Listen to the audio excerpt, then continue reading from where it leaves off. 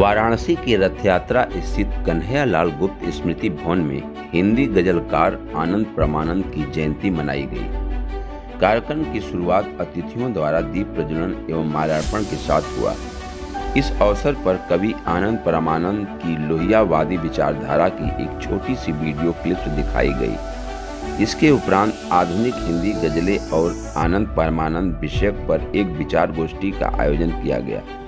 विचार गोष्ठी के अध्यक्ष रहे सोच विचार पत्रिका के संपादक वरिष्ठ साहित्यकार डॉक्टर जितेंद्र नाथ मिश्र व पूर्व एवं हिंदी विभागाध्यक्ष बीएचयू के प्रोफेसर अवधेश प्रधान। मुख्य वक्ता विशिष्ट वक्ताओं में वरिष्ठ साहित्यकार डॉक्टर मुक्ता विशिष्ट अनूप, पूर्व प्रशासनिक अधिकारी कवि ओम धीरज व आजकल पत्रिका के संपादक लोलार्क द्विवेदी उपस्थित थे।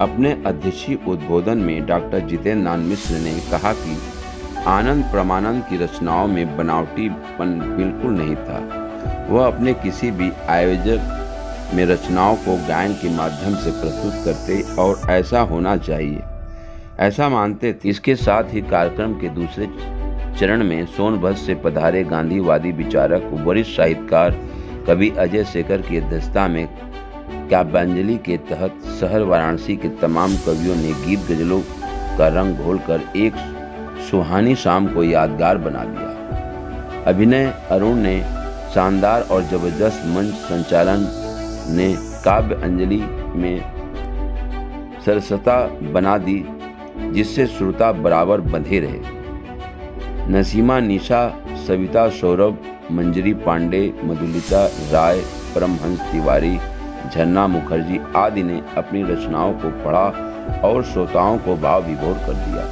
नए कवियों ने अपने श्रेष्ठतम रचनाओं में मधुर और सुखद वातावरण बना दिया। मंच संचालन अभिनव अरुण की और अध्यक्ष अजय शेखर की यथार्थवादी सशक्त रचनाओं को श्रोताओं का प्यार और आशीर्वाद खूब मिला। इस तरह काव्यांजलि द्वारा कवि आनंद परमानंद को श्रद्धांजलि दी गई। कार्यक्रम में नगर के गणमान्य नागरिक उपस्थित थे। इस पूरे कार्यक्रम का आयोजन कवि आनंद परमानंद के पुत्रों और पुत्रियों द्वारा संपन्न हुआ। हिंदी गजलों पर इस तरह के कार्यक्रम की शुरुआत करके उनकी पुत्री और पुत्र ने साहित्य परंपरा में एक नई शुरुआत की। कार्यक्रम का संचालन शिक्षा अभिनव अरुण और धन्यवाद ज्ञापन शंकुल उर्फ प्रत्यंत ने किया। जी, मेरा नाम शिक्षा सिंह है। मैं आनंद परमानंद जी जो बहुत अच्छे और बहुत वरिष्ठ रचनाकार थे वाराणसी के और हिंदी गज़लकार थे। आज उनकी जयंती मनाई जा रही है और ये जयंती पे किस तरह का कार्यक्रम आयोजित? जी, आज उनकी जयंती है और इस जयंती पर हम लोगों ने हिंदी गज़लों पर कार्यक्रम रखा है। आधुनिक हिंदी गज़लें क्या हैं और इस गज़ल में किस तरह की विचारधाराएं शामिल हैं और कौन से ऐसे रचनाकार हैं जो इस रास्ते पर हैं और इस तरह की गज़लों को लिखते हैं, पढ़ते हैं।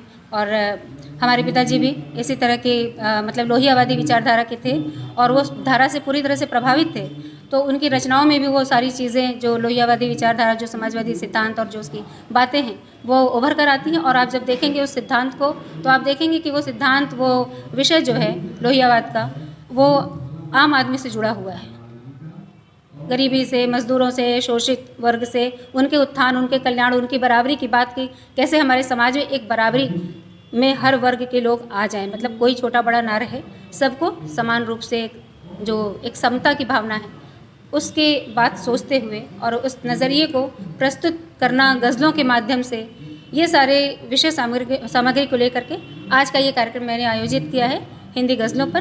तो इसमें काव्य पाठ का भी आयोजन है और विचार गोष्ठी भी चल रही है। तो कब जयंती मनाई जा रही है? जी, ये अभी तो उनका निधन हुआ 2 साल हुआ उनका निधन को। तो उस हिसाब से जी 82 वर्ष में उनके हुए, तो ये दूसरा, इनका एक तरह से देखा जाए तो हम लोग दूसरी जयंती मना रहे हैं। यहाँ पे कौन यहाँ पे